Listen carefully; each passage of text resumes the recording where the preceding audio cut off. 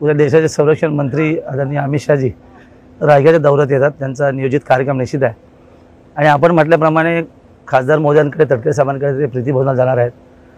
बंद आडता चर्चा होण्याची काही गरज नाही असं मला वाटत नाही आहे, कारण आम्ही सगळेच रायगडवासी आशावादी आहोत की बरेचशेच्या रूपाने आम्हाला पालकमंत्री मिळेल। खरं तर उशीर खूप झाला आहे आणि रायगडचा इतिहास खऱ्या अर्थाने मागच्या परिवर्तनामध्ये सगळ्यात ज्ञात असं मला वाटतं आणि त्यावेळेला कदाचित बरेचसे मंत्री झाले असते तर पालकमंत्री निश्चित झाले असतात। बरेचसे 4 टर्मचे आमदार आहेत, आता मंत्री आहेत। प्रोटोकॉल एकच सांगतो की सिनियरिटीला म्हणजे त्यांना द्यायला पाहिजे।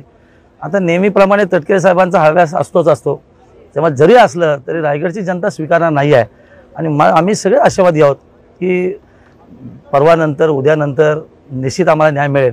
आणि खऱ्या अर्थाने जर असं घडलं नाही कदाचित तर रायगडची परंपरा आहे, रायगडला जेव्हा जाग येते तेव्हा रायगडमधून उठाव होतो आणि मग परिवर्तन होतं। हे देशाने किंवा राज्यांनी बघितलेलं आहे।